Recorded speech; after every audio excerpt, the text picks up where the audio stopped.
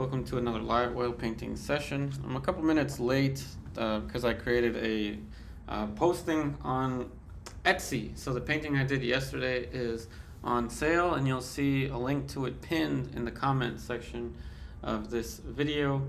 So apologize for the technical difficulties. So we are going to do another oil painting today over top of this old acrylic painting. I decided not to sell this one because it didn't go well. I'm not happy with the way that this painting went, so we're gonna just paint over it. Now, I am living in a apartment where I don't want to clean my brushes in the sink, so what I'm doing is I'm actually keeping my brushes in a container of linseed oil, and in the future I'm not going to be cleaning these brushes. So you see I just take it right out of the container of linseed oil. Since most of my oil paintings are going to be Alla Prima style, I don't have to worry about keeping my brushes in any particular medium. Linseed oil is perfectly fine, it's in the middle. It is not a super slow dryer nor a fast dryer, and eventually we'll use enough of the paint anyway that it's not going to matter. So let me know if you can hear the audio okay, if everything is connection wise working out. I'm using the edge of my palette here, or not my palette, the edge of my easel as a palette, and every time that I'm going to finish a painting session, I'm going to just put like a coat of gray on it, and eventually we'll have a little what they call a patina of dry oil paint over top of this, and it'll look gray over time. The reference that I'm using is another picture from Unsplash. So what I'm going to do is edit what I'm looking at in the image, so you don't really need to link to it or anything, and we're going to create our own painting out of this. Audio sounds good? Oh, good, thank you. Randy, Mark, and Carefree, thank you. So I'm using black and alizarin, and we'll throw in a tad bit of ultramarine. When you're painting over an old painting, if you've never done it before, it's a really fun experience when you cover something from the past. It's almost therapeutic in a way. You're covering over your previous mistakes in the past. It's kind of a fun thing to do if you've never done it before. With oil paint, you can do that. With acrylic paint, you can do that, and you can paint acrylic over acrylic. You can paint oil over acrylic, but you already know you can't do the opposite. This is a 9x12 canvas, so I'm going to incorporate the background into this. Now, most of the linseed oil that was on the brush when we took the brush out of the cup is now kind of already over. Now we've kind of got just the consistency of the paint. Let me open the curtain a little bit so you can see a little bit more of the light on the canvas. Of course, that's going to change as we move along. Put that back into linseed, and this brush already had some oil paint skin tone on it, so I might as well just use it for some skin tone.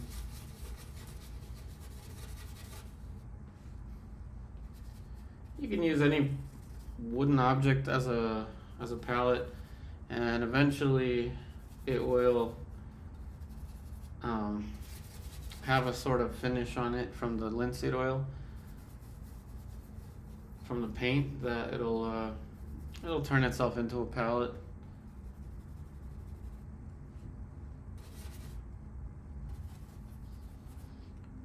Blocking in a little bit of light for where the face is gonna fit. Much more freedom with this than with the watercolor or with the acrylic. As you'll see tomorrow, we'll do a landscape with the acrylic, and of course that will be for sale. when this is finished, it will be for sale. You'll see a link for it tomorrow.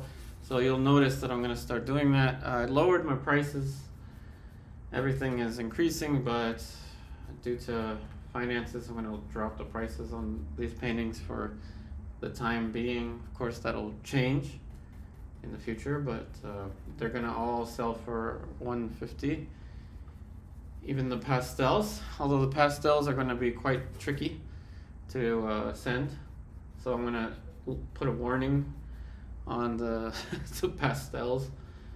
If you receive a damaged pastel, then you'll get a pretty decent coupon on a non-pastel.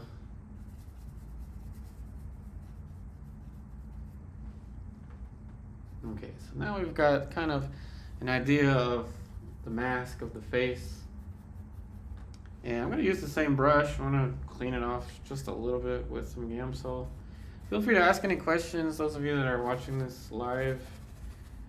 It's been kind of a struggle to get people to return to these streams. I know that I was away for like almost 2 months or something like that, so I understand some people may have moved on, but let me know if you have any questions. Everyone on Patreon, we're gonna have the virtual classroom. The latest will be Friday. Again, all the pre-recorded playlists are there for you to use at your own pace. We've only had about maybe 2 submissions a week for the virtual classroom, so I'm giving it a little more time. In the past, the virtual classroom would come out strictly on Tuesdays, but now it's pretty much whenever we get about 3 or so submissions. If not, then Friday, of course, at the latest.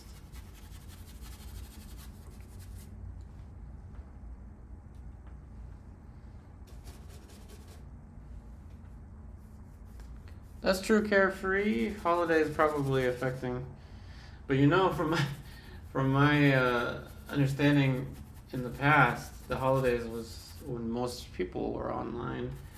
But that can all change. You know how that works. You probably know more than I do about how that works. But yeah, we'll continue doing these streams at this time. Luckily, the internet is working really well, so I don't feel any need to worry about that so much, thankfully. And with the addition of the sales, hopefully it'll make these streams a little bit more interesting.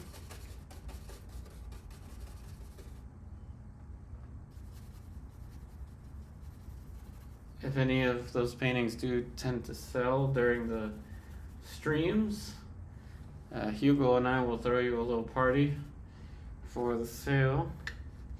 The paintings will be $150 each. So like I said, I dropped the prices for now. Consider it a holiday sale.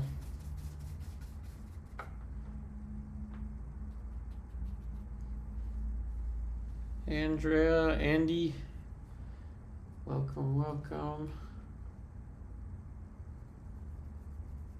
Your projects are coming along really nicely.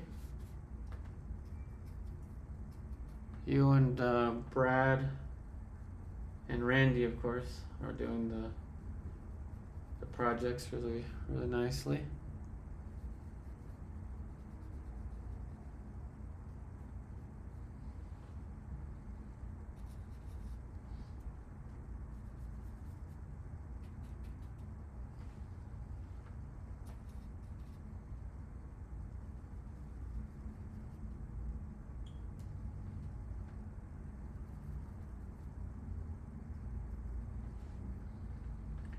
Background is really important for getting the overall color, the effective lights.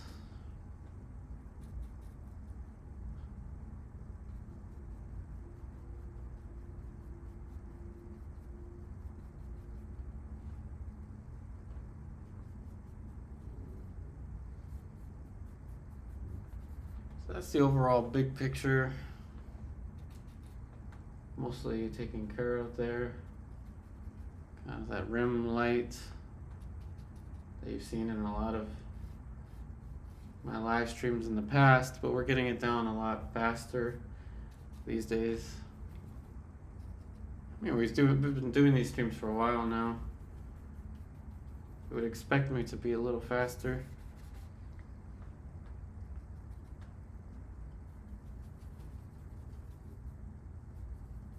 So I will be selling these paintings. Hopefully some people here watching will be interested in becoming a collector, especially since the prices are at an all-time low currently.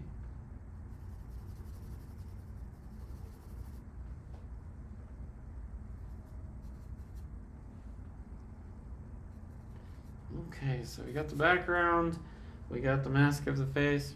I guess we're almost done. Almost done with this painting, and it's been about 12 minutes. Just kidding. Just trying to see if anyone's paying attention. Like I said, this wooden easel that I'm using, this is a French easel. I think I have this linked in the description, I don't remember. But I've had this since I started painting, probably the same year I started painting. So this is about 15 or 16 years old. And I'm using the easel itself, the edge of the easel itself now as a palette. So multiple functions, quite useful.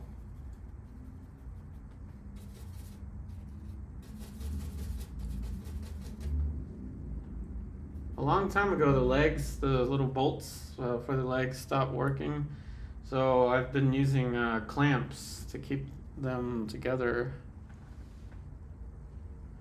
So Carefree, the ivory, black and white. You mean ivory, black and white? Kind of, yeah. It's got a little bit of yellow ochre and ultramarine blue. But basically black, white, ultramarine blue, a little bit of yellow ochre. Kind of like Zorn palette type colors. Yeah. Hey, Symmetric Art, welcome to the channel. I'm glad it's helped you so much. I'm so glad to be back to my live streams. I was terrified that after the move, I wouldn't be able to figure out a setup, an internet setup. But it's actually working.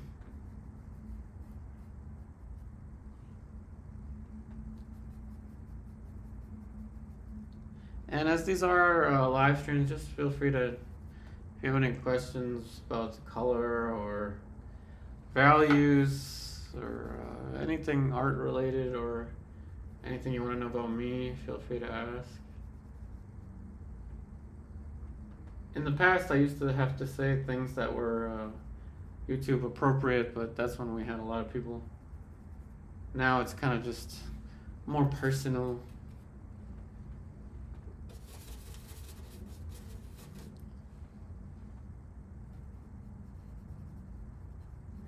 One really important takeaway from this is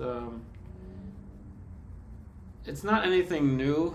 A lot of people already do this, but you can keep your brushes in a container of linseed oil, and whatever you do, just make sure that this is not around, I'd say it's just not around any curtains or anything slightly flammable.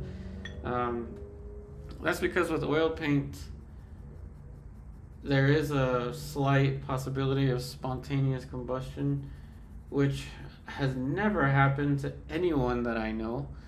It's something that I think occurred once at MICA, this art college that's been around for who knows how long. But basically, if you keep it away, consider this a candle, and you'll be fine. Don't keep it around anything that could catch fire. Now, the potential of that happening, you're probably more likely to win the lottery than you are for the spontaneous combustion. That's really not going to happen to you.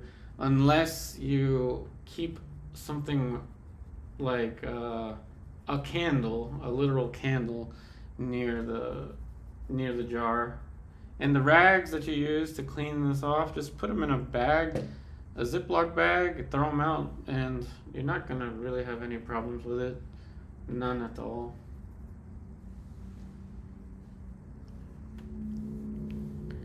Hey Shane, so what do you do with leftover paint? Oh yeah, of course. What you want to do is, well, I tend to leave them out and then reuse them later since they take a while to dry. But what you can do is take them off of the palette and put them in a plastic container. You know, like the type of bins that you would put food in. Put that in the freezer, and it'll preserve them for a very long time. And then when you're gonna reuse it, then just put it back onto your palette. That's the best way to preserve it. There's zero risk of it getting on your food or anything like that if you put it in a container and close the lid. You run basically no risk. In the past, people would ask me these things, and I used to live in an area where, in a house where my stepdad would be able to just take the oily rags or whatever and throw them out with his mechanic stuff. Now, obviously, all you have to do is put it in a Ziploc bag, maybe with some water or whatever, and simply because you're not using a ton, like a metric ton or whatever, of mineral spirits, you can just toss it out. It won't do any harm. It's linseed oil. You're not going to do any more harm than throwing out rags that you use to clean your stove. Affordable linseed oil, I think this Winsor Newton does just fine. This is all I used, pretty much 60% of this tube, which was about $20 or something, no more than like $20. And I just put it in this jar. Just gotta be careful not to knock the jar over. And it'll protect your brushes. As far as odorless mineral spirits is concerned, you really don't need a lot. And when you don't need a lot, I mean this is like less than a bottle cap worth of linseed oil to clean off the brushes. What you want to do is you want to organize your brushes such that you have a light brush and a dark brush, and you don't need to clean your brushes in between. Now obviously if you've gone to an atelier or some kind of art college where there's a dedicated art sink, then that doesn't matter so much. You will end up cleaning the brushes over a sink anyway, so who cares? But those of us apartment dwellers, or people that need to worry about stuff like that, that's going to be really useful to you.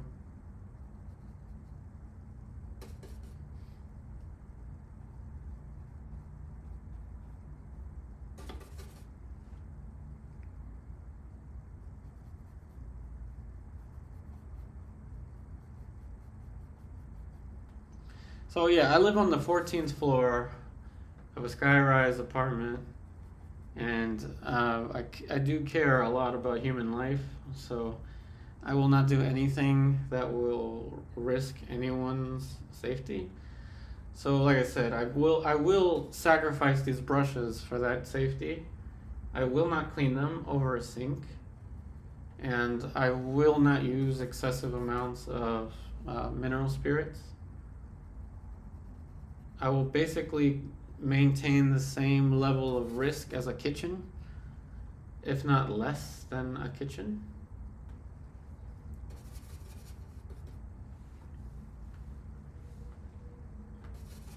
And you have nothing to worry about. Really, you don't. I just cooked some turkey burgers over a stove right before doing this. And that was potentially more of a risk than what I'm doing right now. So really no big risks.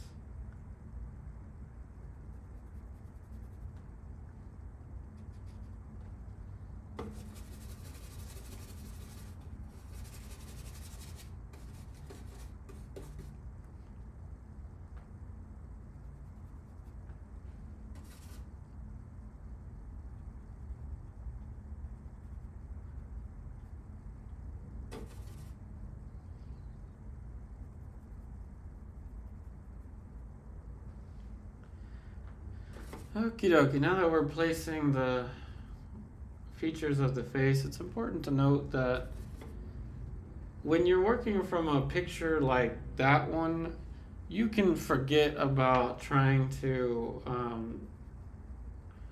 learn anything super deep about painting when you're painting from something like this. So basically, let me make an analogy for you. When you are in a competition, say you play basketball, or like me, you're a pool player, or you play tennis or something like that.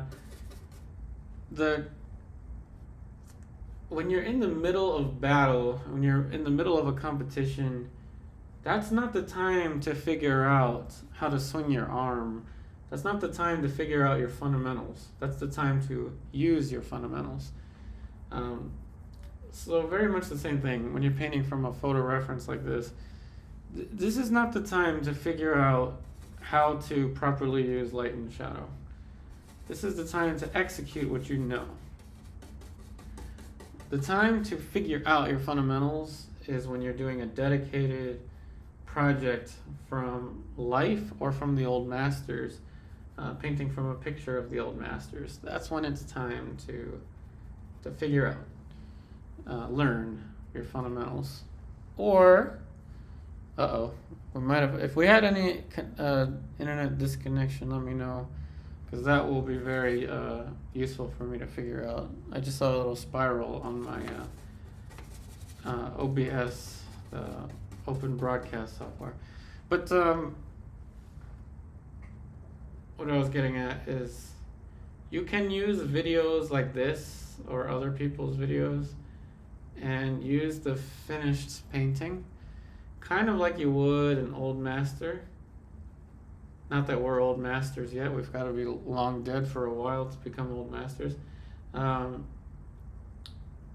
And that would be fine as well. Just don't use the picture. Don't just go straight up to a picture like that and start painting from that picture and thinking that you're going to get something highly meaningful out of it, because you're not. Just like I always tell people, watch out for the holidays where everyone's like, can you paint Uncle Ronnie? Can you paint my dog? Can you paint blah, blah, blah, this and that? Like, if your purpose is to learn painting, forget about that stuff. Just don't get into that habit. Just tell them, I'm in training and it really wouldn't help me or help you. And if what you want is a picture of your picture, then print it out. That's how you get the picture of your picture. Of course, if you've been painting long enough and you already have a process that you're comfortable with, then yeah, you can go ahead and make that extra dough, but just know that it comes at a cost.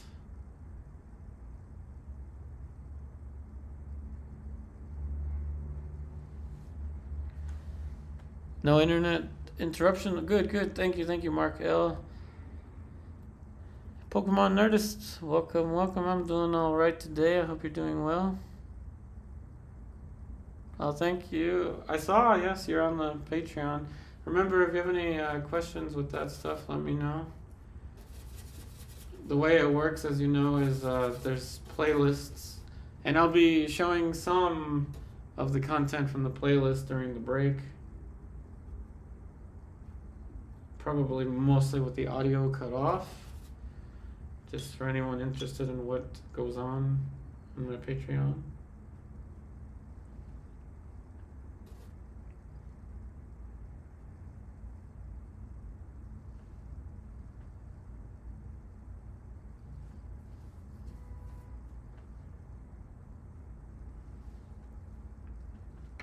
All right, so now we're going to get into the realm of light, dark, and middle.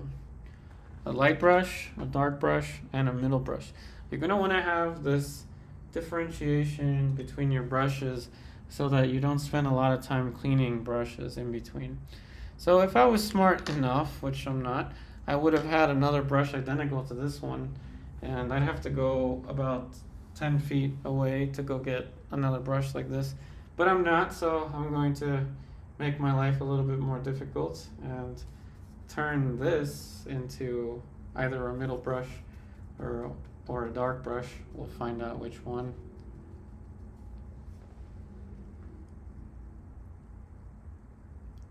Pokemon Nurse, you wrote a good book for oil painters, traditional oil painting by Virgil Elliott. Well, thanks for sharing that. Thanks for sharing.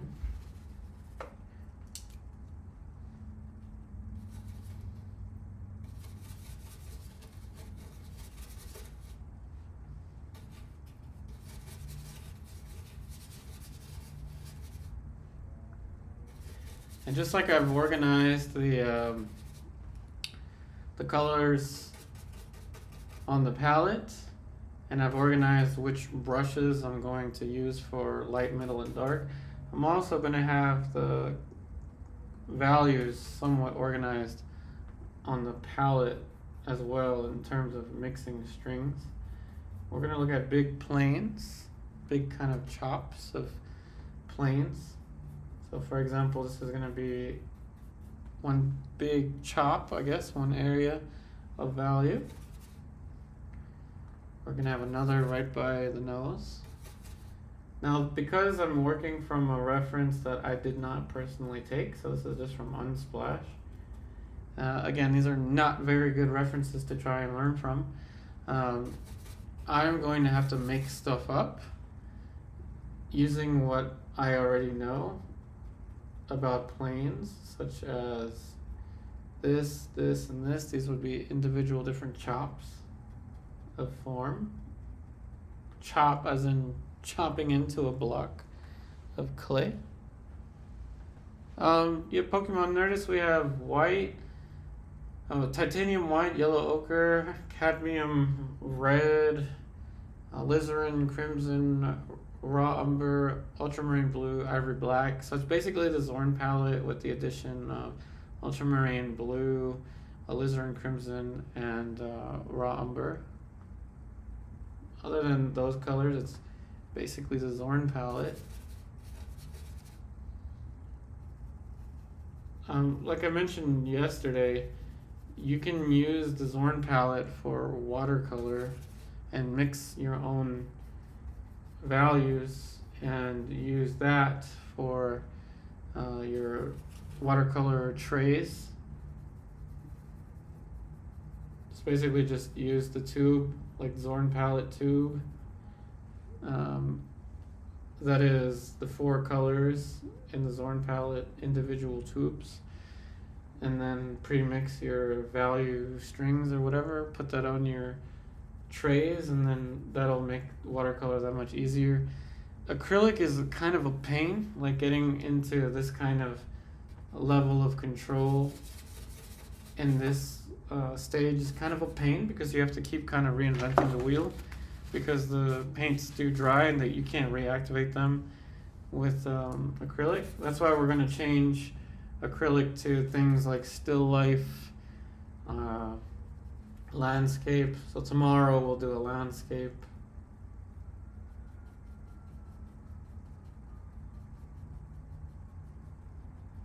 And we'll let each one of the materials create whatever is most efficient with that material.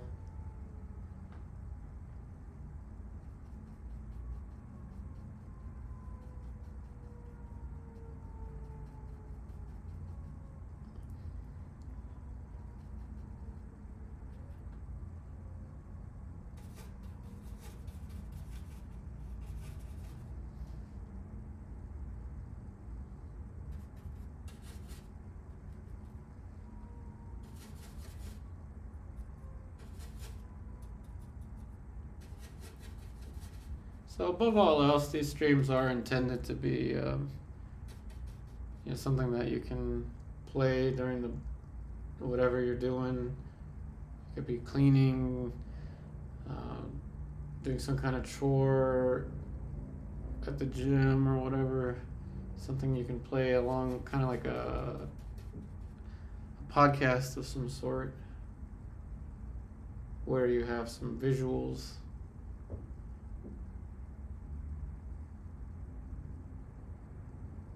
But we are going to incorporate the sales into it. So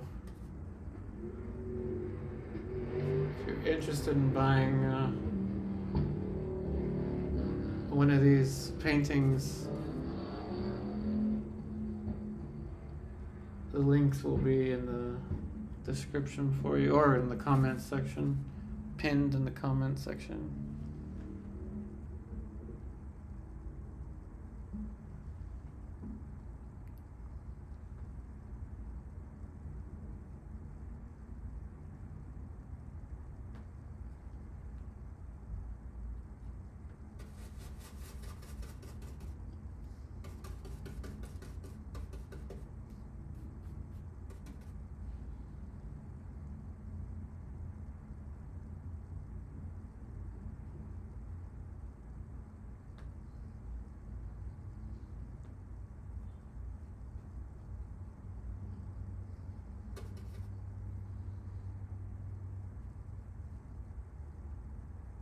Now, living on this skyrise apartment, since there's only about 20 of you here, any car people that are here, why is it that Camaro drivers are the most obnoxious that I find? I can tell the difference between a Camaro and, say, like I don't know, like a Mustang, like a Mustang 5.0. Why is it that the Camaro drivers are the most obnoxious? I mean, luckily I'm on the 14th floor, so it's not that loud, but I can still hear those Camaros.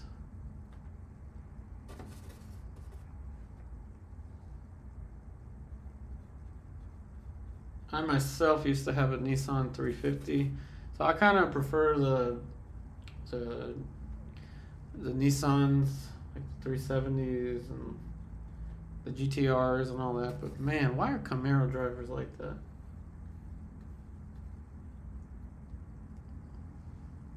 Someone here must have a Camaro. So you're gonna defend yourself somehow.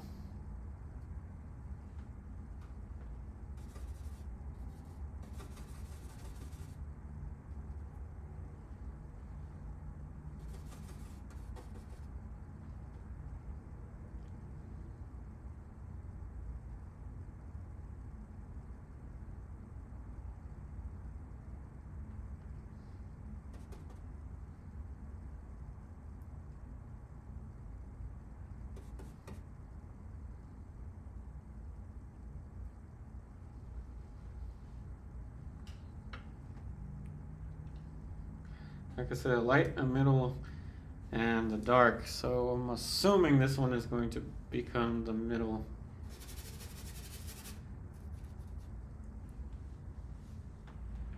Pokemon Nerdist. That's what I was thinking too. What are the Camaro drivers compensating for? Probably the fact that they're spending a gallon of gas per like quarter mile.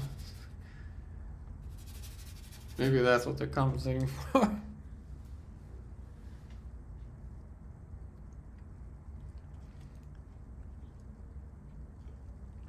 Now you see those Camaros all day long.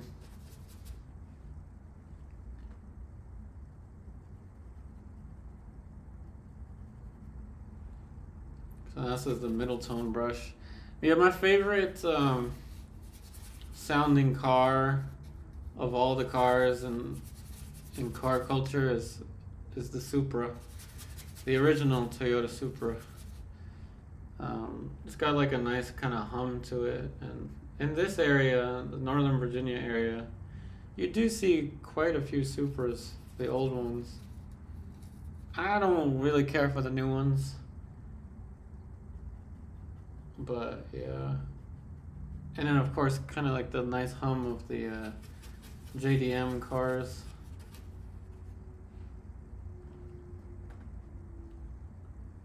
And yeah, I like some American muscle cars like the Corvettes and so Camaro done correctly. Like, don't eliminate your catalytic converter. Like, just don't. But I guess I'm an old soul.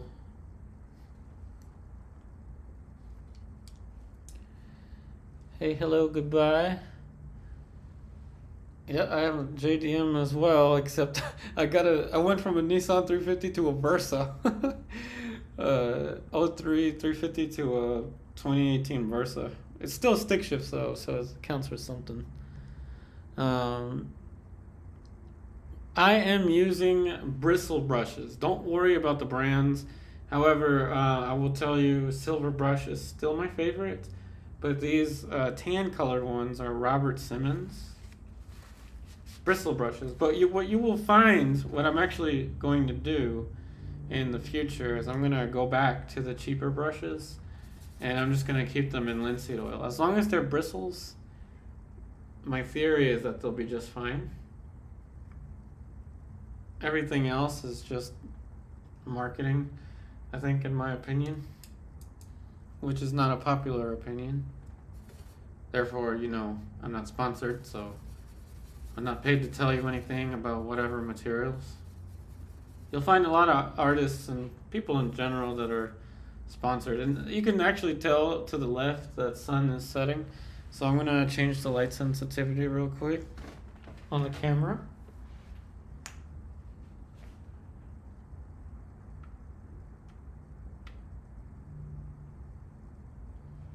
Let me tell you something.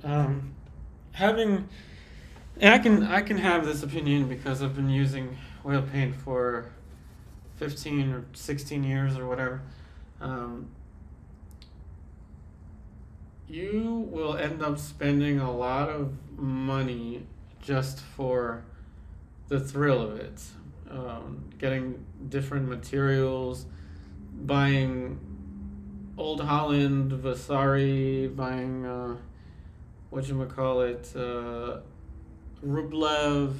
Sure, I like those brands, yeah. But I kid you not, my raw umber and the black is basically student grade. It's artist loft. Big secret reveal. It is psychological to spend a lot of money on materials in the efforts of having a more refined result. It's just psychological. And I'm not saying it's bad, but it's something that you will learn after enough time. It's all pigment and oil. Yes, these have little fillers in them, but in the end of the day, it's all pigment and oil. Let's see. So you wrote flimsy, cheap bristles. Oh, trust me, I know. I've used them. Cassell, you have a Versa too? Oh, nice. Yeah, no, I can't do automatic. I've had a stick shift car. The first car I ever drove, don't tell anyone this, but I was 13, was a stick shift. Let's see. Pokemon Nerdist, you have a 95 Integra. All right, classic. Hello, goodbye. You buy Chug King brushes from China, hard bristles. Oh, very good. I didn't know that. I see, that's good. Okay, so clearly not the super cheap ones, but for example, if you buy like the bristle synthetic mix, the Princeton, those I would consider somewhat on the cheaper end. If you buy a Princeton brush, synthetic bristle mix, That's way cheaper than buying one of these Silverbrush. They will still last you quite a while if you keep them in linseed oil. I know because I had a couple of them in my linseed oil container like last year when I wasn't cleaning my brushes. And then all of a sudden I decided to start cleaning the brushes. When we started doing those these exact same streams.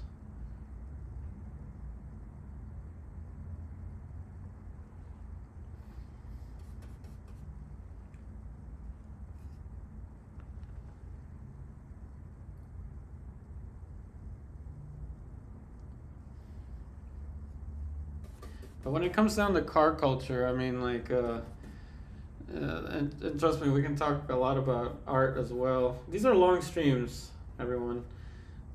These are more, like I said, like podcast style things. But when it comes down to car culture, like, you remember that very first experience where you drove a car that had more torque than your average, like Camry, or Honda Civic, or like Toyota Corolla or something like that. When you feel the torque, torque being the rotational force, it's a whole different experience. You could just be going second. You could be on second gear and experience that torque, kind of like the power, say like a rear wheel, like a Mustang or a 350 or something like that, and totally not even be breaking the speed limit. Just go from 0 to 20 miles per hour. That's a whole different experience. Totally relevant to the painting. So you said hello, goodbye on 300 brushes. You've made yourself. That's awesome. Whoa, that would be an awesome video to see. Roughly 2 years per brush. That's crazy. That's awesome. You should totally make a video on that.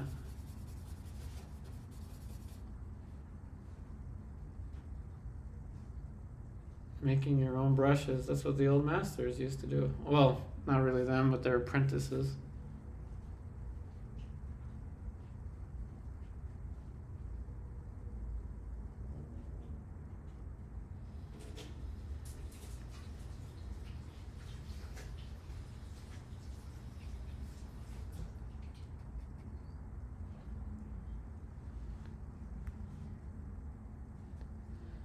Only difficulty for you is finding lead white. And let me tell you what, you really don't need it. I mean, it was a nice thing to have, and I still have it. You really don't need it. It's just more of a feel thing. And if you've never used it before, or if you haven't used it for like a year straight or something like that, then I can understand why. Which you really don't. It's really not that necessary. But neither is a fast car. But we want it anyway. If I could turn back time, if I could find a way to keep my Nissan 350, I would have.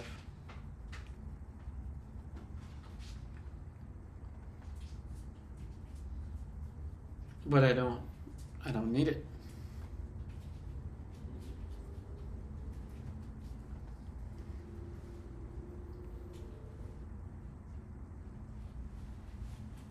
You visited Rembrandt's atelier a lot, and got to look at how they did it.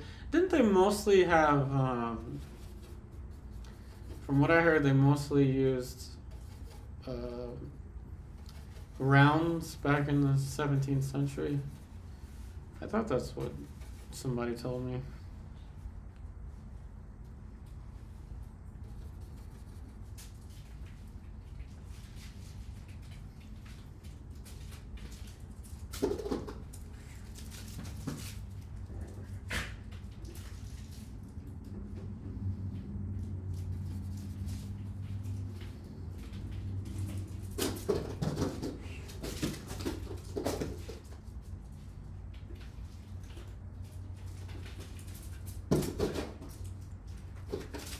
see. Lead white, titanium white are different colors. Yeah. Well, yes, I do understand. Lead white is a different one. Yes, it's. What are you doing with your leg? What's his leg doing? Lead is warmer. Like, it is a different color.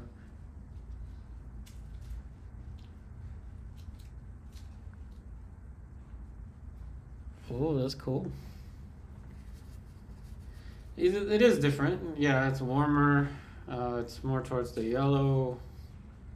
Yes, I don't disagree that it's different. However, that small degree of difference, if it's worth it for you to use, then that's totally fine. I just mean, I guess, to like the average painter that maybe only paints like a couple times a week, it may not be worth it to go through the lead risk. You know, you got kids running around and get into your paints, and I can't even fathom like a newborn puppy getting into my paints and getting into lead or cadmium. That's my only cadmium there, and I'm gonna replace it soon. But again, if you've got a dedicated studio where that's not going to be a thing, then yeah, I get you.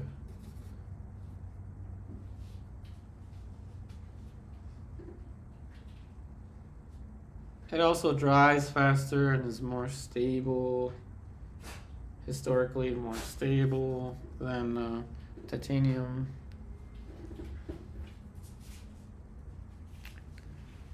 He only did flats. Oh, well, I guess that makes sense. Making a flat might not be that difficult. That's cool. Yeah, we gotta collaborate, make a YouTube video on how to make brushes.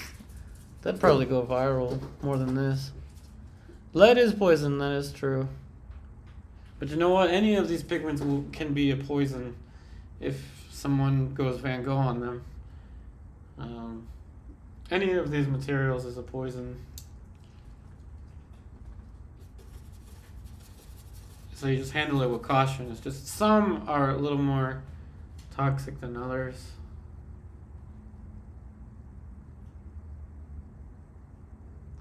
But just like the old saying goes, sometimes the most beautiful is the most dangerous. You find very beautifully colored reptiles out there, and you'll have a bad day if they decide they don't like you. Kind of nature's way of saying back off, kind of.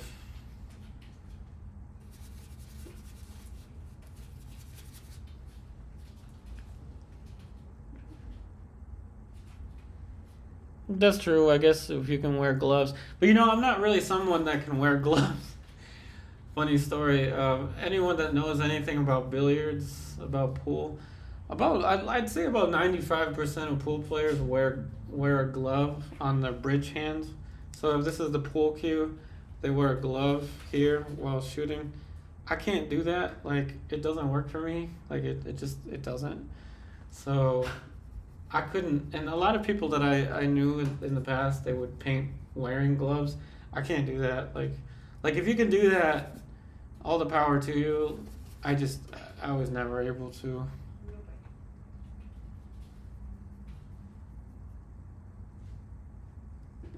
But yeah, I get you. I understand. Said you don't have kids and can't spend extra time fighting the coldness of titanium. I get you. Cobalt it can be a poison. I think it's used in batteries. I think that's what Randy told me, or one of my students told me that. I've totally forgot.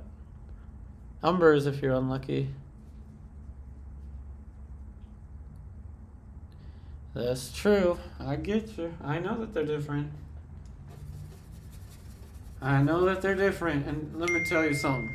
I can ride around in first gear on my Nissan Versa, first gear, and go from 5 miles per hour to 10 miles per hour and still feel almost a similar torque that I felt going third gear 20 miles per hour to 50 miles per hour on the Nissan 350. End of the day, they are different. Oh, absolutely, they are different. But torque is torque, and it's up to you. I mean, there's more danger going, say 20 to 50 than there is going 5 to 10 or 5 to 15 miles per hour. Obviously, it depends on where you are and things like that. But absolutely understand where you're coming from, and there's absolutely zero argument in that lead white is different. It's just that you can get the same, almost, let's just say almost, the same look at the end of the day with titanium. Almost. Not exactly the same. So if you're after that little bit of subtlety, just a little bit of subtlety difference, and it could be a big difference, I don't know, then yeah, then use the lead white. No problems there. My favorite of them all was the Rublev number 2 lead white that has walnut oil in it. That was my favorite of the lead whites that I used in the past. So yeah, absolutely zero argument there. Zero argument there.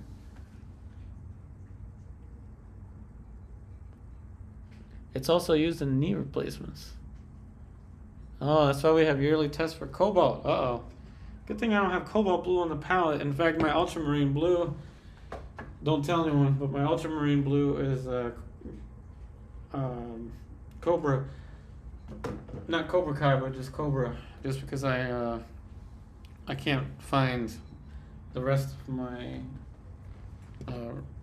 regular ultramarine.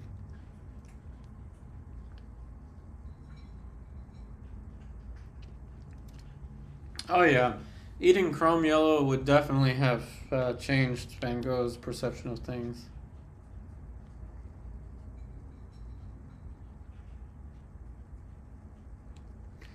Definitely. I mean, not even a little bit, but a lot, I'm sure. So we're approaching that time. We take a break every hour. So we got 6 minutes till the break.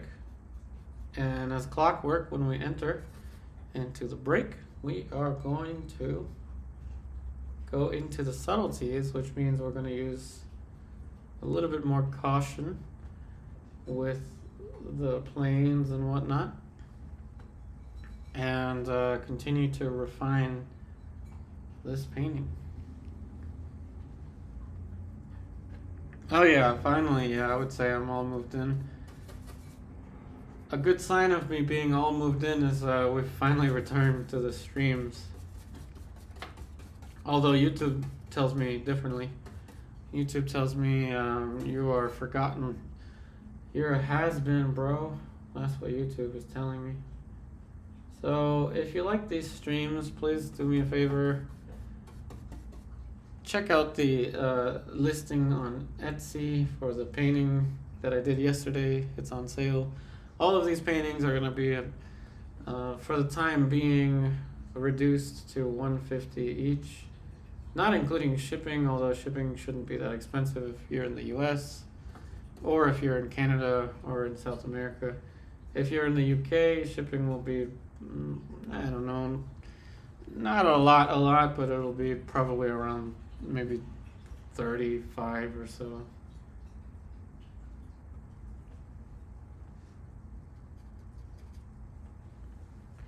Unpacked?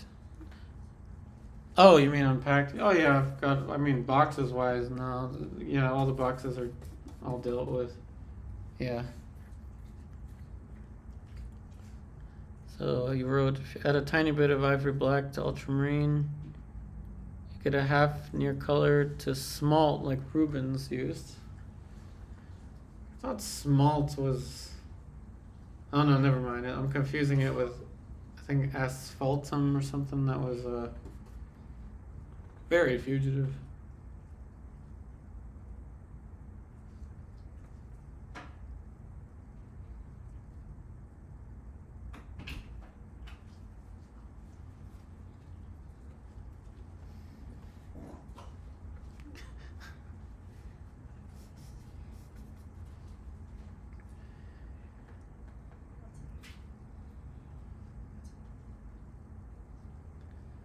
Yep, subscribing helps as well.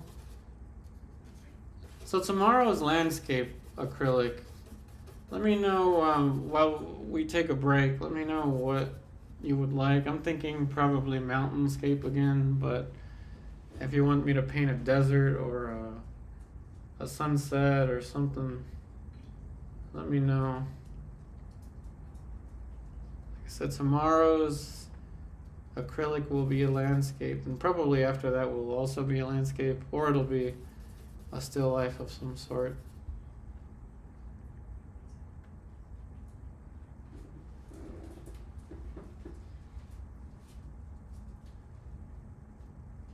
Asphaltum is what Bouguereau used as a wash. Oh, I didn't know. That would probably explain some things. Although, wasn't he known to varnish his layers in between? I think I read that in an art renewal post a long time ago.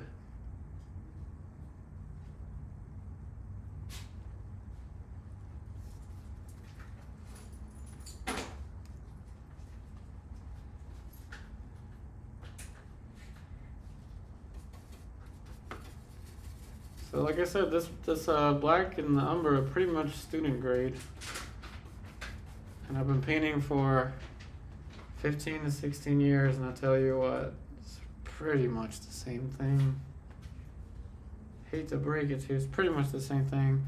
Although obviously if I wouldn't use a student grade titanium white, because yeah, that'll be a huge difference. Huge difference.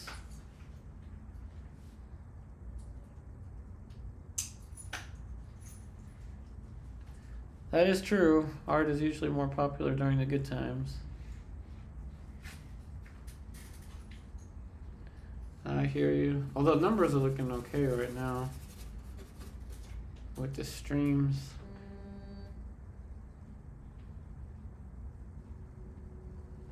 But people will always be, in my opinion, people will always be interested in learning art, even if they're not purchasing art or going to art school. Even in a downed economy, I think people are always going to be, I think people are always going to be interested in things that are fun for them, even if it isn't a job for them.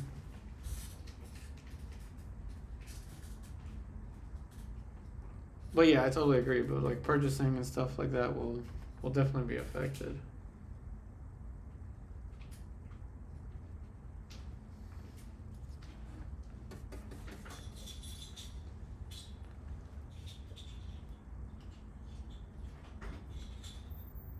Let's see, Bouguereau put on a thick coat of colored patches. Yeah, I read something like that, but something to the extent where he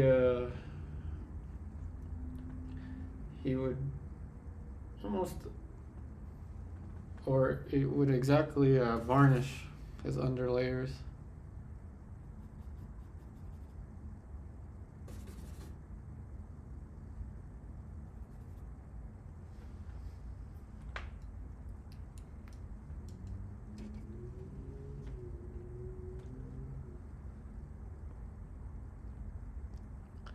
You wrote more than half of your concept art friends are retraining for another job.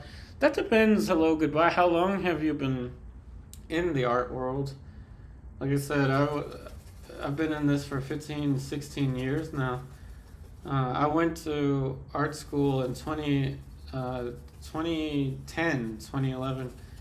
So back then, a lot of my art student friends were in the arts, and then probably I want to say 2018-ish or so, they started kind of like going into government jobs and things like that. So it depends on how long you've been doing this, but yeah, once you pass a decade, you'll notice that your colleagues are now working in IT jobs or government jobs, working in the patent office or something like that. And there's nothing wrong with that, to be honest. I mean, do what you love, find someone that you love, and spend time with them. Spend time with really good friends, and life will have meaning for you. Trust me, the sacrifices that I've had to make to paint as long as I've been painting are probably not worth it to most of you.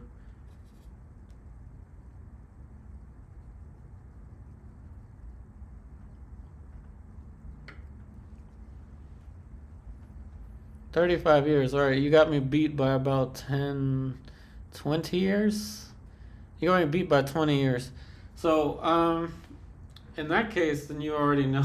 You already know how it goes. You know how it goes.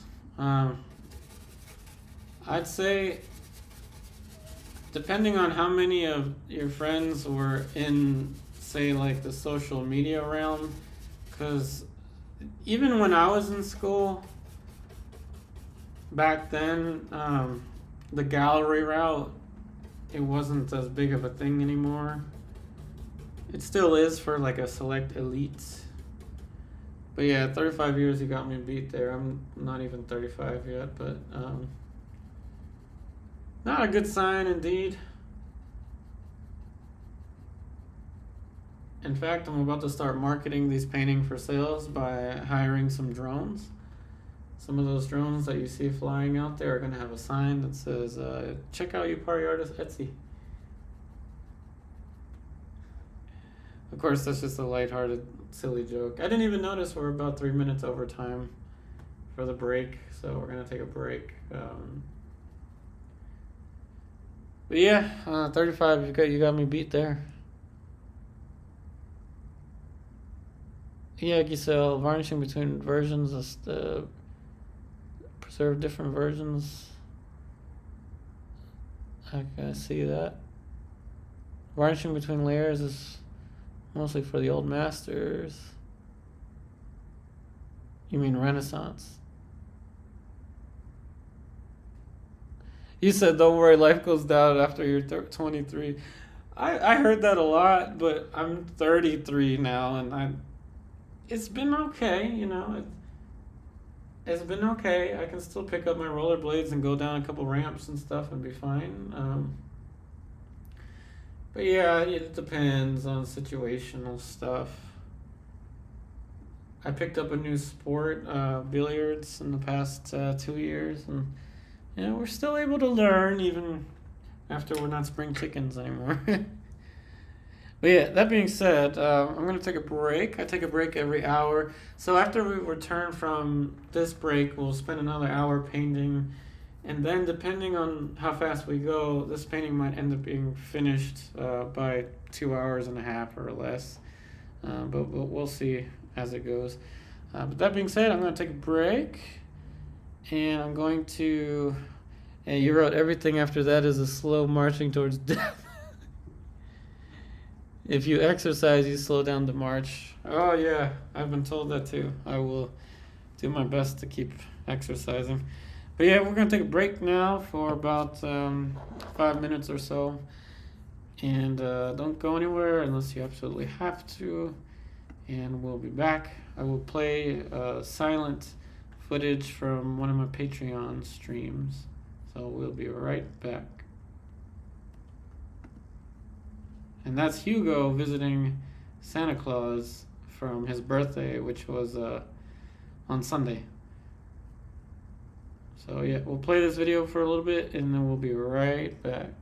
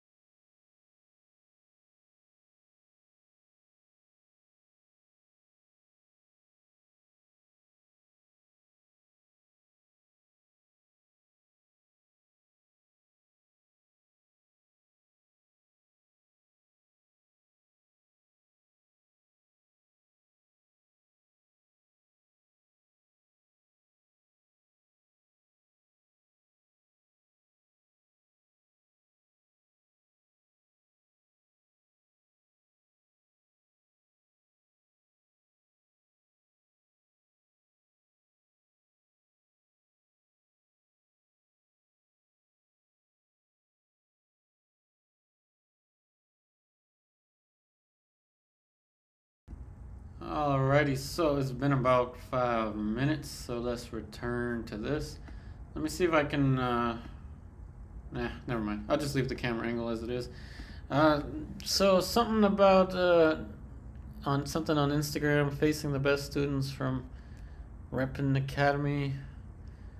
Okay, like art competition. Yeah, competition in painting it can be a double-edged sword. Like in one, yeah, I'd say in most cases, it usually comes down to judges and what the judges think based on their criteria. So perhaps not the most kind of friendly environment for students, but it's competition is kind of a part of life. I would agree to that. Let's continue working on this. So I'm gonna bring out a sable now. So this is a Silverbrush size 6 cat's tongue shape pure red sable, but I conjecture you could get away with using a cheap acrylic synthetic, have a similar effect. The only thing about these is that they hold more paint and yet still make a soft mark.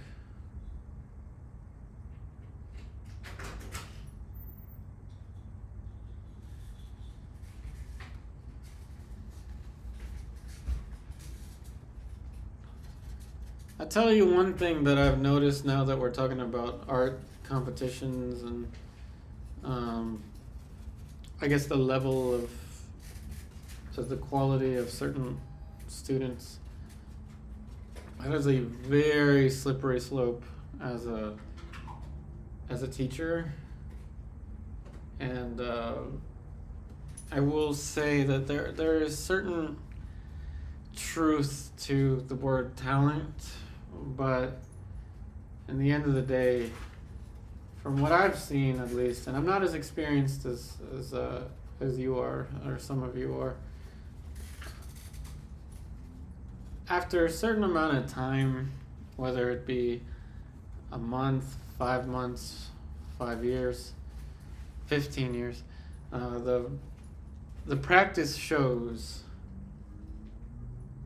talent is, in my opinion, nothing more than something extra that your work has before someone teaches you how to do it.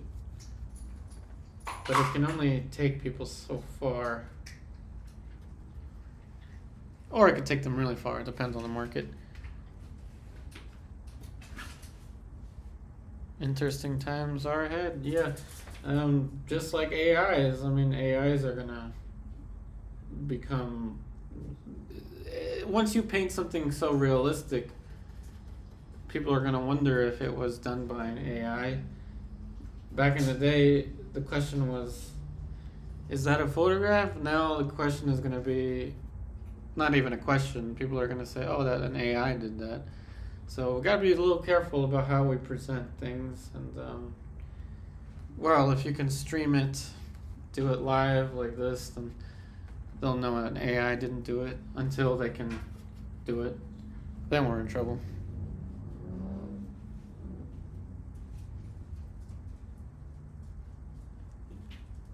Well, yeah, I can see that. Anytime you start somebody young,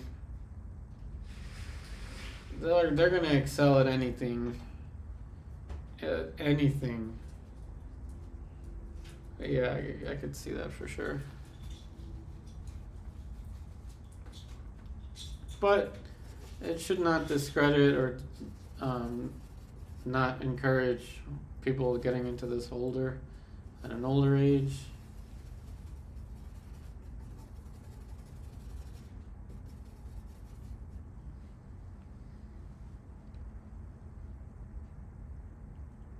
Yeah, AI is going to take a massive bite out of every entertainment business. Absolutely. Absolutely.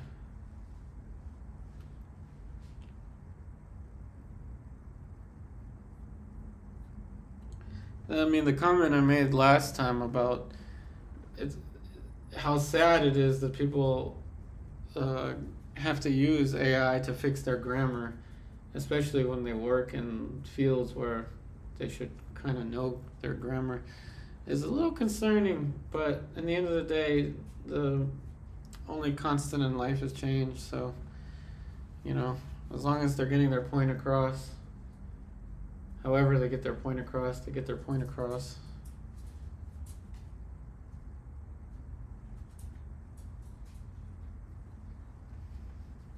By the way, at any point in the stream, if anyone's curious about what I'm doing painting wise, if I've done something that is difficult for anyone to follow, just let me know.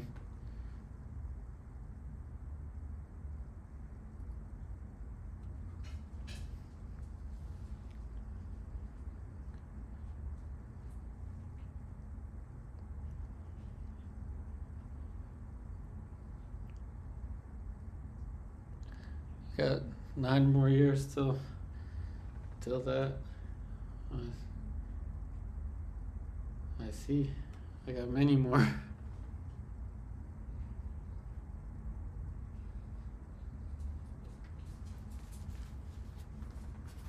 So this is pretty much like watercolor at this point, where I can use the paint to kind of blend into itself.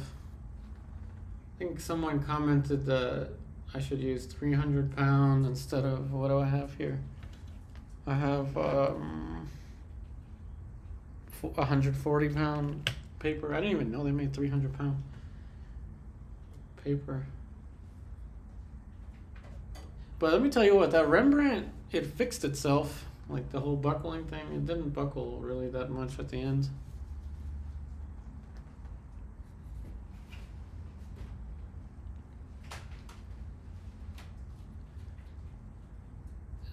We could call it mid-tiling if you want to, working into the shadows. What I'm doing is I'm working the subtleties of each of these planes, so kind of like that super window shading stage of like a Bouguereau or something like that. That's what I'm doing, but yeah, working into and towards the shadows, working those in between planes. I'm also determining which planes, which information is more important for the purposes of this stream. As I said, I will do what I can to sell each and every one of these. So certain bits of information, like likeness, for example, are not as important as other, such as the impact that the painting has, depth, how much strength it has. And of course that is controversial, depends on who you ask. Some people are going to say that likeness is everything, and my thought about that is, well, you're trying to become a camera, but it really depends on, for me, like picking and choosing what information I think is most critical to the purpose of this live stream, to the purpose of this painting, and to ultimately get it sold.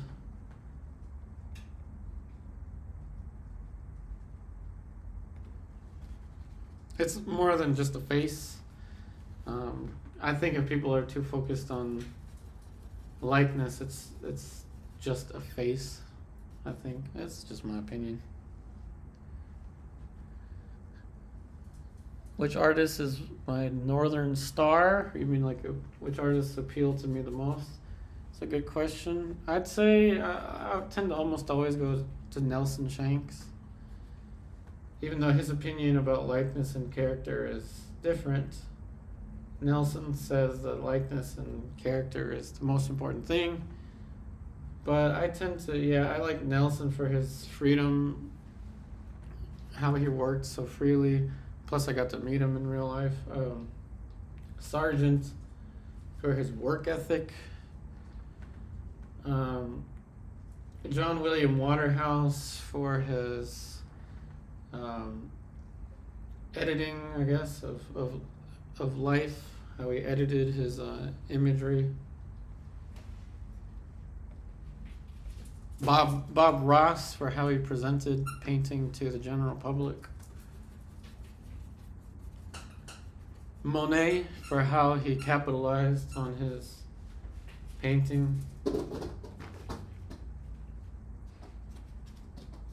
Cezanne, to some extent, for how he got away with a lot of stuff, meaning he kind of failed at painting perspective, but then managed to reason his way out of it by saying it's a style.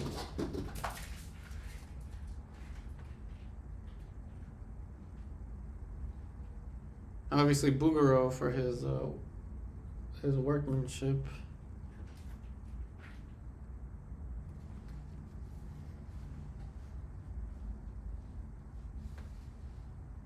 Yeah, exactly. What matters is if you can sell it, everything else is philosophy. That makes sense. You know, one of my teachers, Paulden Hamilton, would say, and kind of depressingly, almost all of his motivational speeches were depressing, but he would always say something like, paint something that you would want to hang on your wall because that's most likely where it's going to end up. Like, it's depressing stuff like that. No art student wants to hear that.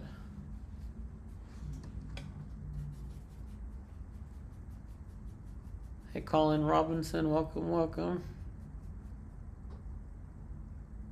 Van Eyck as a teacher? You mean like Van Eyck from when oil painting was first starting to become popular?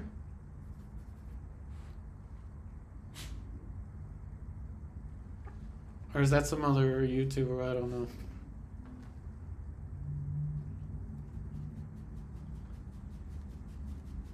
I guess this is almost in the style of almost like a Peter Paul Rubens in the simplification of forms, I would say. And I've done plenty of studies from Peter Paul Rubens. Hello, goodbye, you wrote sounds like a band I like. Oh man, life can't be that depressing. I don't think life should be that depressing. Think about life as like a box of chocolate. You never know what you're going to get. Sometimes you're going to get the greatest things in the world. Other times you're going to get rear-ended by a truck. I mean, you never know. But I think it's important to focus on the potential for positive. Even if we don't think we're deserving of it.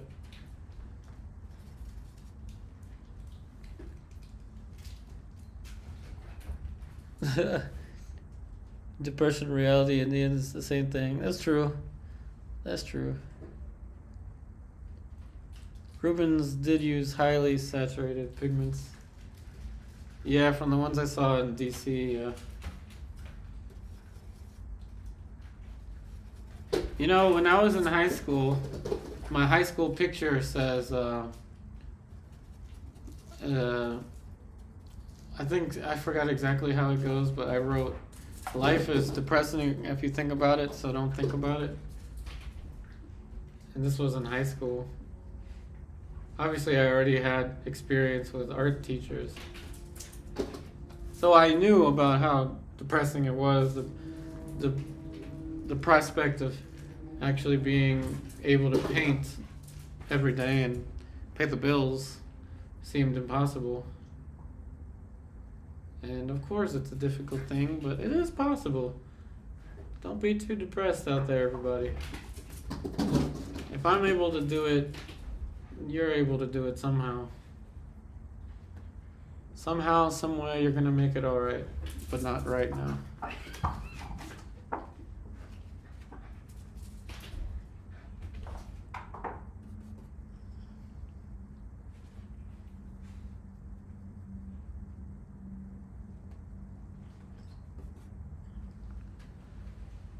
Like, life is like a box of diabetes. That's messed up. I mean, I guess if you're saying life is like a box of chocolate, if you have enough chocolate, then yeah. My goal is to cheer up Mr. Hello Goodbye. That is my goal of the night. And your picture said most likely to be absent. And you said, and they were right, it wasn't in the picture. Oh man, that was a good one. My goal is to cheer you up in some way. That's my goal in the stream.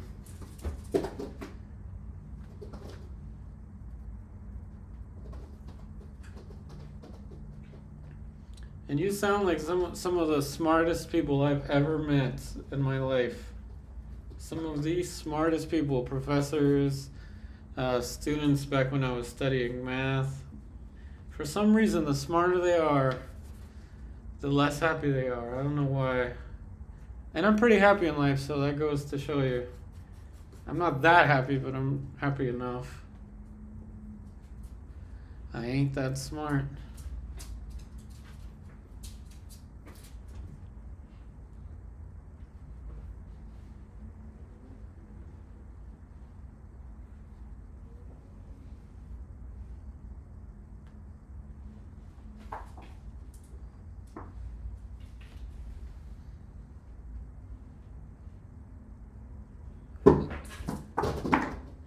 I see, Mr. Hello Goodbye. I see. You know, because of you, I dedicate, Mr. Hello Goodbye, I dedicate what I'm about to do to the background to you. I am going to make the background lighter. I'm going to make this whole painting lighter, and I'm going to dedicate it to you. 'Cause I want your day to be a little bit brighter, if just a little bit. This is going to be my gift to you. I'm going to make this painting a little bit brighter.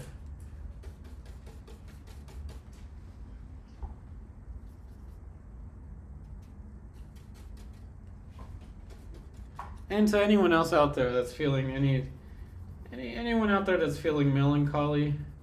Yes, I said melancholy in a sentence. Don't judge me. You can judge me if it makes you feel better. Make fun of me. I don't care. Do whatever you want to make yourself feel better. But the purpose of this is to make people feel better. I don't even care anymore if this looks like a good painting or if it sells. I don't care. The point is to make someone out there feel better. That is the goal. So we're going to make this background brighter. Going to add some little spots of detail. That's going to be the goal.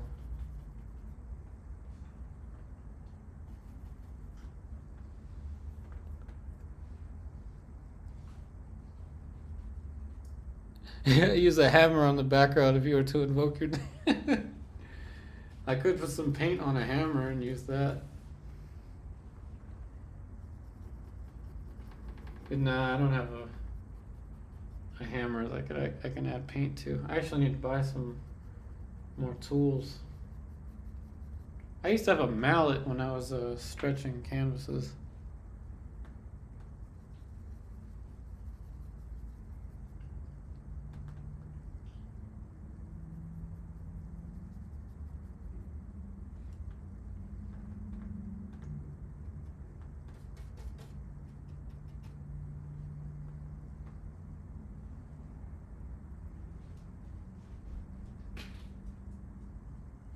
You wrote the border and the melancholy are the rarest breeds of dog.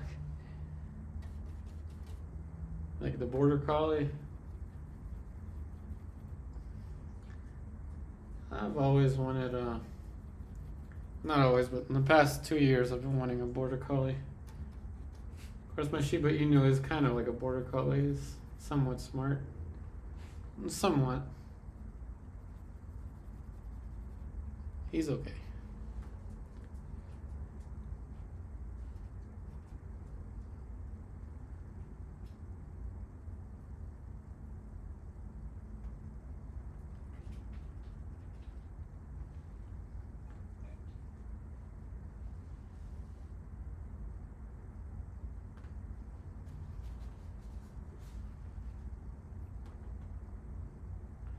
Hey Cal, welcome. Thanks for the likes, everyone. We're 1 like away from 20 likes.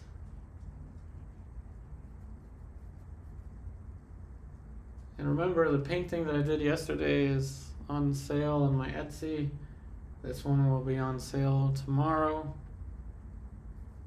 So on and so forth. The pastels will be on sale as well, but they'll be experimental. If you happen to buy a pastel and it arrives damaged, then you have claims to any of these other ones for free.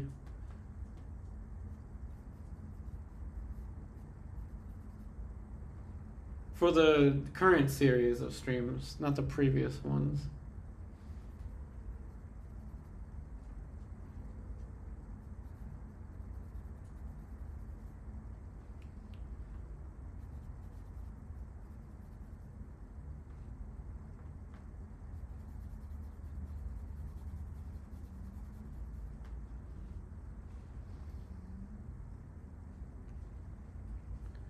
Oh, wait a minute. Hello, goodbye. You also have a Shiba Inu in cryptocurrency? That's funny because I knew someone that has a dog named Shiba Inu that they named Crypto. And apparently it was not because of the crypto coin. Apparently it was for something else that I already forgot. It was not kryptonite. It was something else. I don't remember.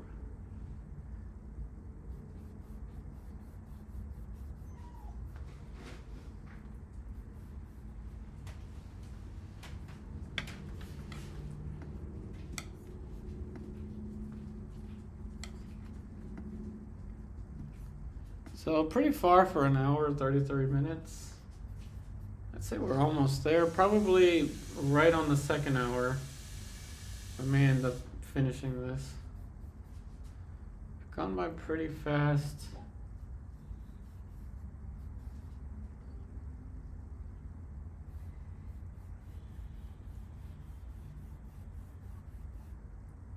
But what I will do is mix green and blue.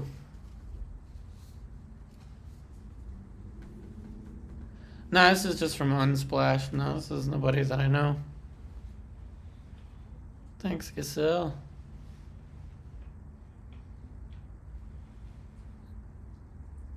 You're immediately retired if something goes hyperbolic. That's good. Here, we're gonna do something for anyone that's feeling sad. Something else in the background. I'm gonna mix yellow and blue on the other side of this painting. This right here is dedicated to anyone feeling melancholy. Just so you know, the grass is always greener on the other side.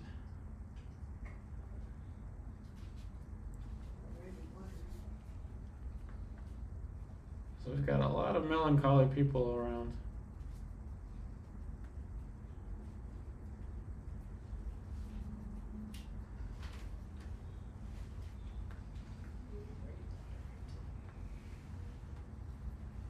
So again, that's the symbolism for this painting.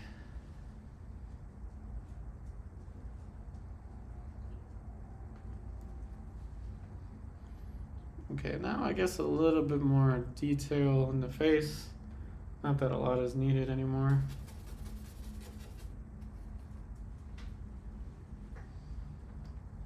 Can't add too much detail because then people are going to think it's AI. So can't go that far anymore.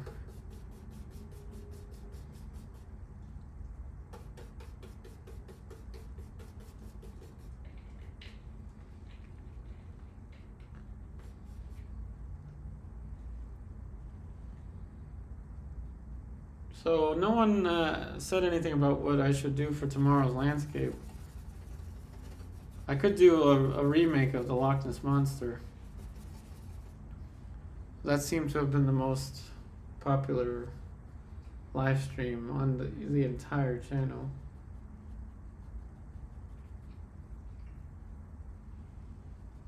So let me know. We've got about 30 minutes. We'll end this one at the 2 hour mark. So the oil paint is just a lot faster than the other materials. So there's no need to spend that long. Unbelievably so, back in 2020, to get to this point would have taken me 3 different live streams of 3 hours at a time. 9 hours to get to this point. Unbelievably so slow.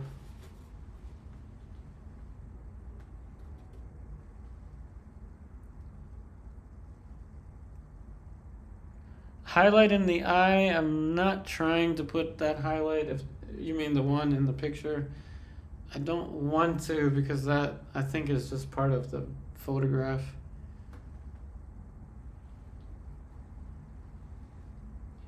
Though I could put a slight highlight in the eye, just like the old masters would do something like this. Scratch at it. Though I guess I forgot there's a painting underneath of this. I painted over the portrait of my old landlord's wife just because I felt like it. I mean, that painting turned out real bad anyway, so I decided to eliminate it. But that's why there's that little scratch didn't work. So let's put a little highlight, a little bit of blue.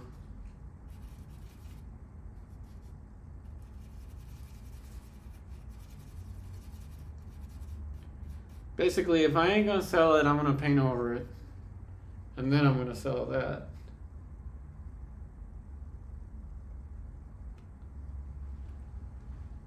A little highlight there, not exactly like the reference.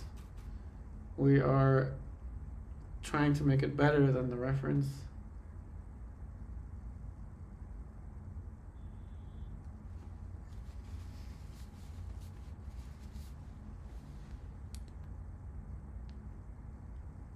A Leviathan themed subject, that's possible. Yeah, AI art is definitely scary. Yeah, the faces are all messed up. Remember, it's also at its infancy, so it's gonna be something crazy in the future.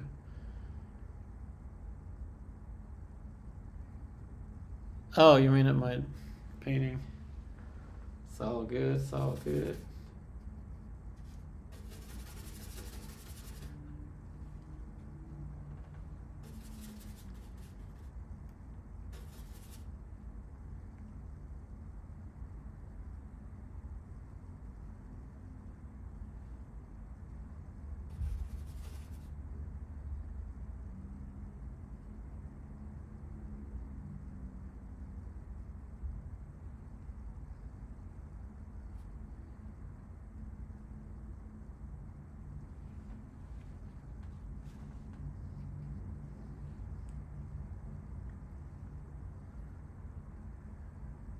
Oh, I thought you said a Leviathan. Uh, Levitan, the Russian artist. Okay. Couldn't see it. My computer, I'm reading my comments from my computer, so the letters aren't that big. I thought you meant a Leviathan.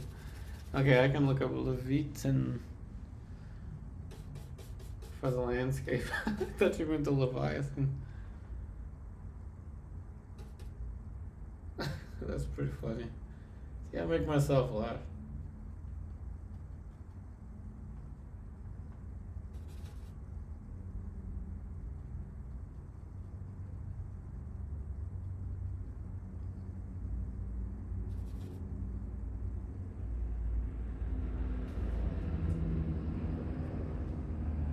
And that, my friends, was either a helicopter or a drone. Something just flew by. I'm gonna say it was a drone. It was probably a drone carrying a message that I'm selling paintings on Etsy again. Paid for by me.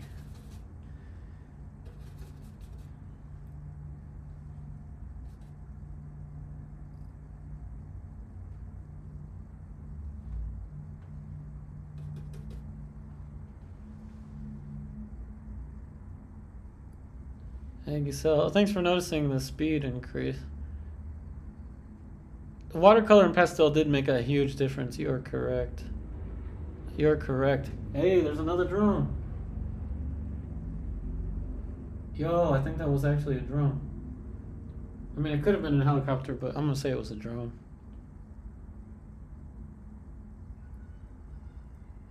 Oh, yes, yes, Julia, I will be charging for shipping. I did include that in the fee. Shipping charge, just in case somebody buys a painting across the planet somewhere.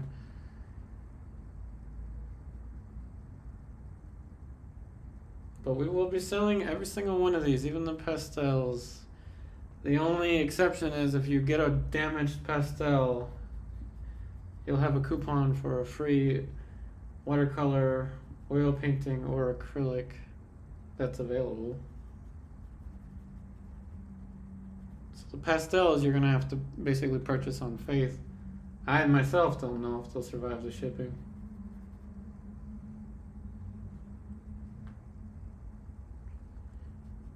But yeah, including the other materials such as watercolor and pastels has just made oil painting almost a piece of cake. It's a lot more streamlined, I guess, than the other materials. And I've also learned to not have to do certain things anymore, like render the daylights out of this curve for the jaw. Because in the end of the day, it won't make that big of a difference. Putting every little curl in the hair, not that big of a difference. Yeah, there's a certain higher level of confidence in the materials, I will say. Somewhat, yes, somewhat.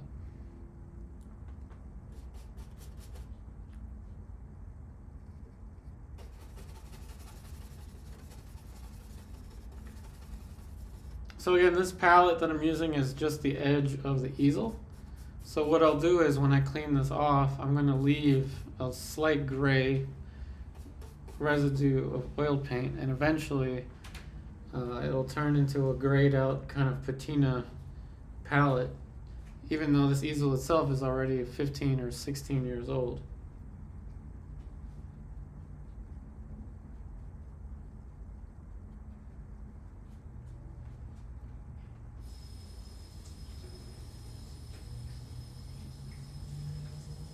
I'll take care, Cal. Oh wait, you mean for hello, goodbye. You said it's time for bed. Nearly 1 a.m. over there. It is an honor to have had you here that late. Hello, goodbye. And I say to you hello and goodbye for the evening. I really look forward to having you back on the streams. Hello, goodbye. So I can say hello and goodbye and everything in between. I wish you positive thinking, positive dreams.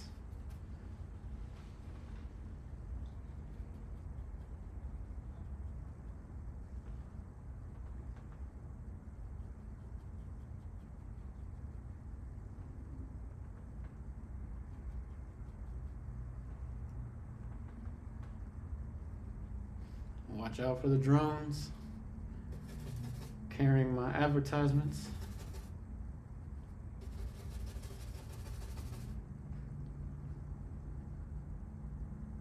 You want me to do a lion or a tiger? Oh yeah, I forgot. I totally forgot. We can do one. I gotta schedule it for... I could just change tomorrow's landscape to include a lion. We could do a landscape that includes a lion in it. What do you think about that? A landscape with a lion in it.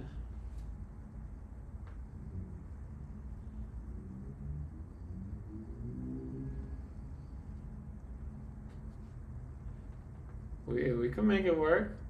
Acrylic we can do that in acrylic. Landscape with a lion in it. Tomorrow, by the way, is going to be a big canvas. It's going to be about 1824 or 1620. We're going to pull out all the stunts tomorrow in acrylic.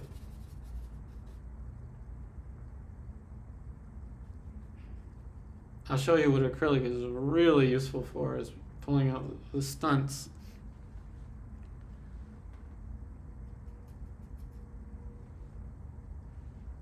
You think that'll work? Okay. You can hide a tiger better? But I think I did say lion last time. We can always do a tiger afterwards. But that's what Acrylic Thursdays is going to be, some kind of wild stuff. Bigger paintings, and I'll still sell them, but maybe not at $150 just because they're going to be more expensive for shipping and stuff. Wait, you're paying for shipping anyway? I don't know, maybe we'll keep it the same price. I mean, the shipping will be calculated automatically anyway.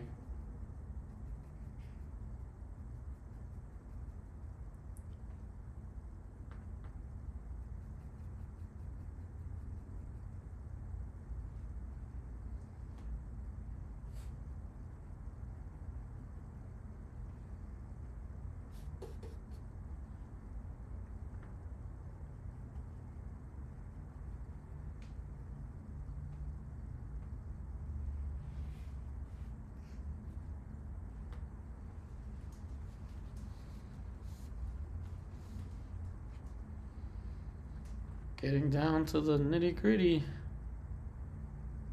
It kind of is a dreamy look. Hopefully a positive one. You like a painting I did years ago of a lady sitting on top of a canyon type landscape. That one can be for sale too, believe it or not. It's been in my car. It's been in my Nissan Versa for like ever since I moved. I would gladly get rid of that. Even at the $150 price, you can take it. It's been sitting in the back of my car. It's varnished, so you know nothing happened to it. I can put that one for sale too. I believe that one was a 9x12.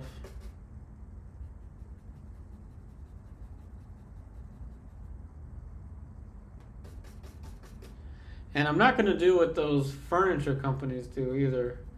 They say they're always out of business. Well, they've been out of business for the past 15 years. Going out of business for the past 15 years. What's the deal? So I'm not going to do that. However, the paintings are on sale.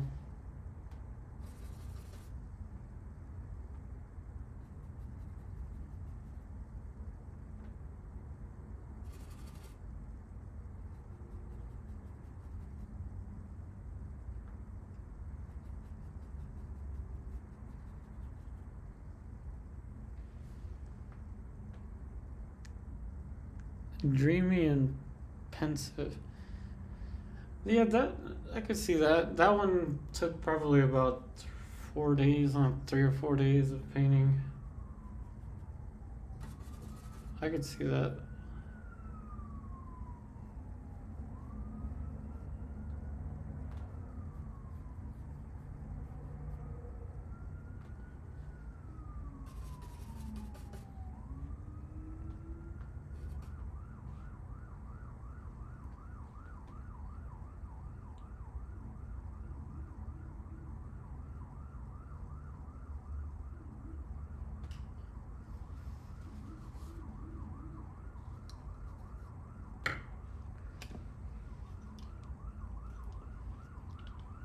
Alrighty, so about 10 minutes remaining.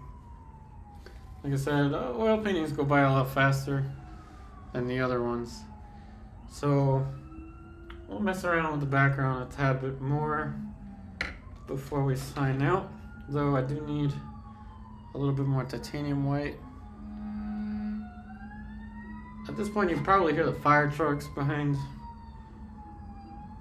Like I said, I wasn't lying, I'm in a high-rise apartment. Things are happening out there. It's crazy. A landscape involving a castle. Alright, so we've got a landscape with a castle and a building of some sort. Landscape with a castle and a line.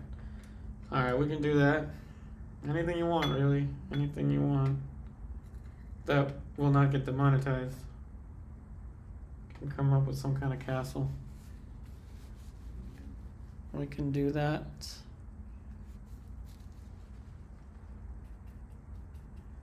So even more lights.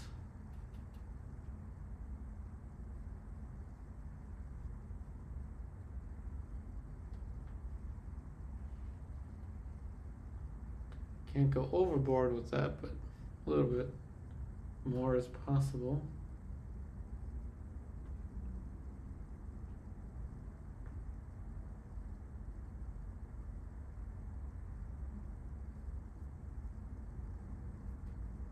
We can go to town. We can even paint a drone in the landscape if you want tomorrow. If you want, I'll paint a drone in the background.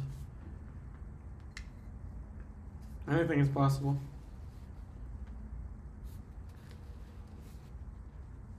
You go in the woods on a path with a robot. Oh yeah, we did that before. Yeah, no, the sirens was over here.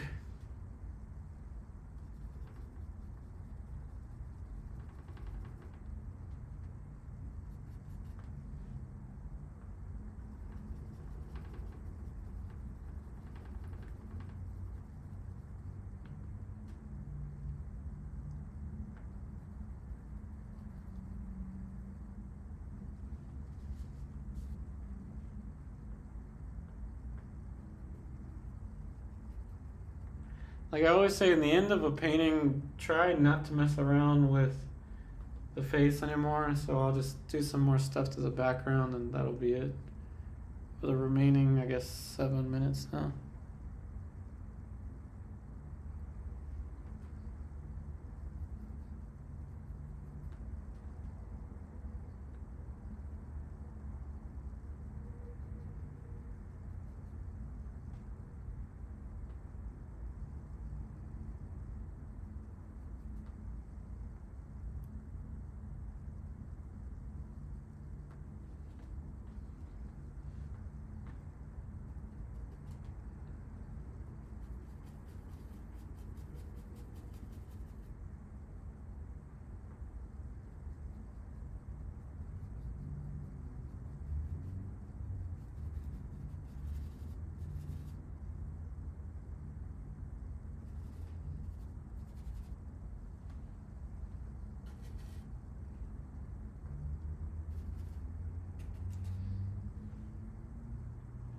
Uncle Earl, that's right. I haven't seen him in a while. I haven't seen a lot of people here.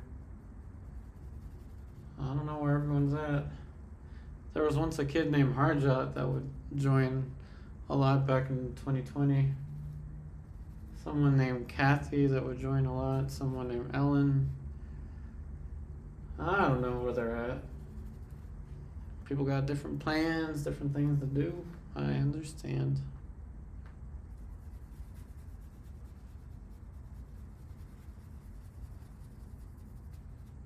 But we still got Randy here. He's been here for a while now.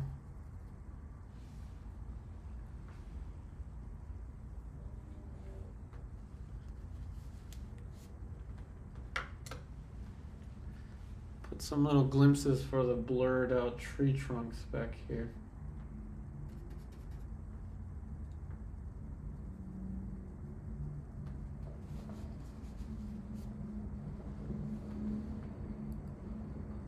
So you're saying photos of castles in Scotland.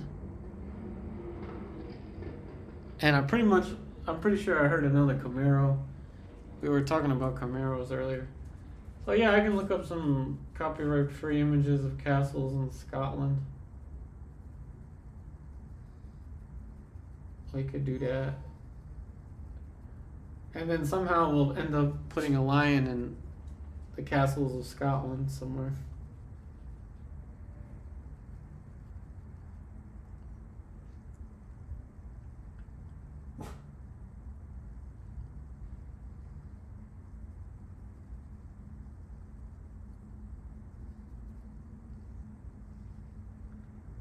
Thursday is basically going to be like recess. Kind of like if you remember having recess as a kid. Anything goes. Only difference is you can't go to the principal's office for whatever you do.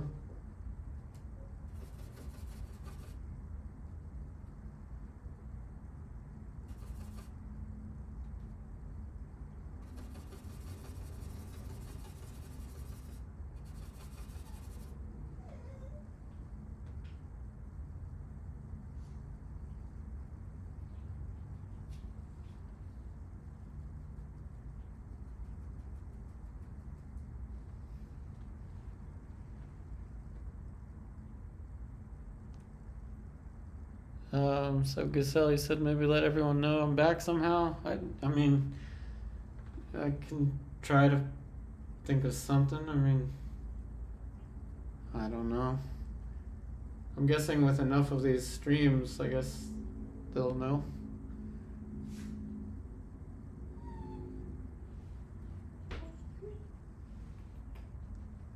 They shall know at some point. The return.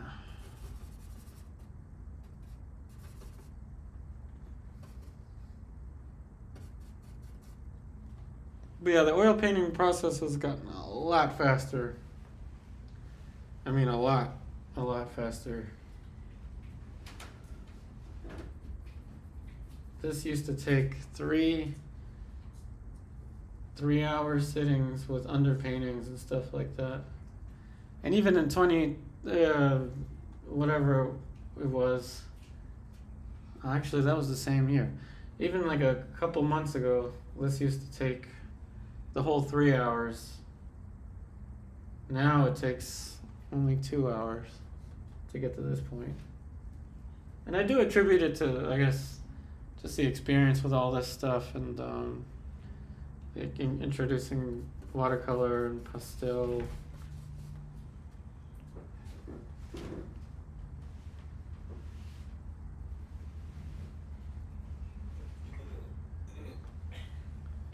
But the biggest question is, will anyone out there like this enough to pay $150 for it, and not including shipping? Will be on my Etsy tomorrow, and yesterday's painting is already on there. Link is pinned in the comments.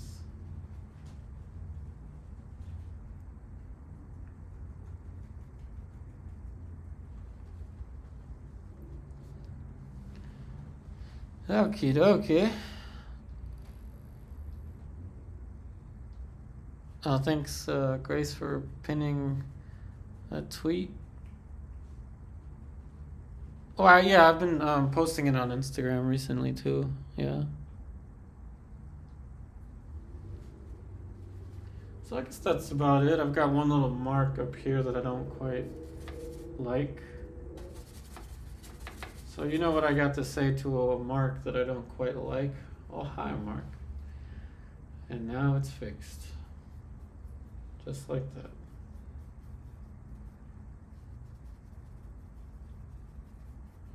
Okie dokie, that's about all I got for you today with this one.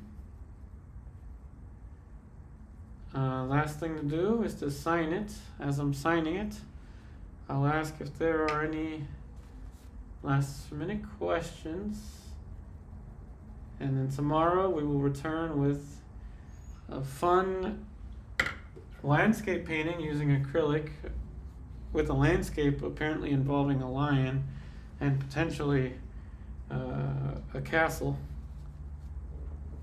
Have a good night, Mark. You are a mark that I do like. I shall say good night.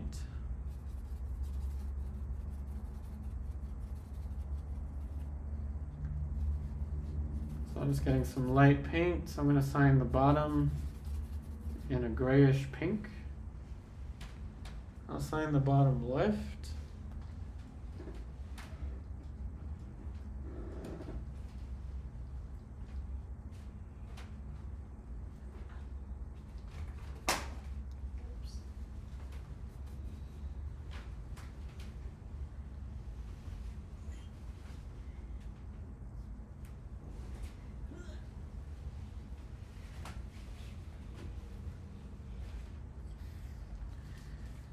Okie dokie. So the signature is kind of bright. Probably too bright.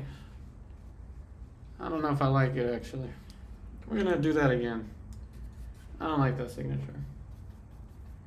So let's sign it again. As I do want to photograph this tonight to put it for sale, I better sign it correctly. I'm gonna sign it up here this time. but kind of in a grayish blue. Thin the paint out with mineral spirits. I really should get a brush dedicated for signing.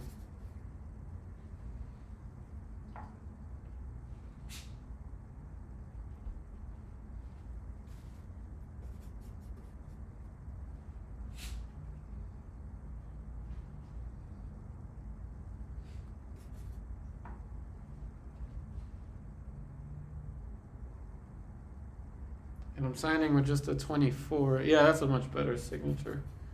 That was just calling too much attention onto itself.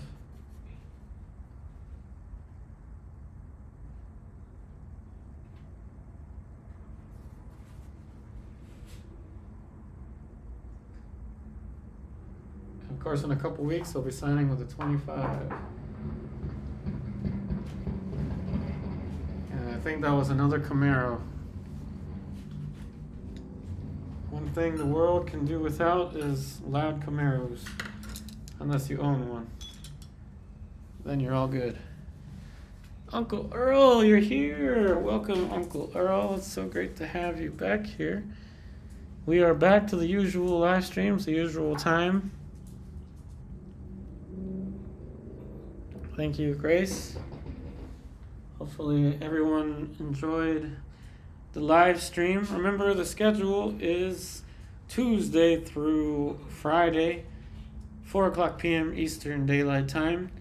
Now, sometimes the paintings will vary between 2 hours to 3 hours, depending on the material. Tuesday is watercolor, Wednesday is oil paint, Thursday is acrylic, Friday is pastel. Most will be portrait, however, acrylic will vary between still life, landscapes, animal portraits, and things like that. So thanks again, everyone, for joining. Thank you for all the likes. We managed to make it to 31 likes. That's awesome. 31 likes in 2 hours. That's pretty cool. All right, so thank you all so much. I wish you the very best, and I'll see you tomorrow.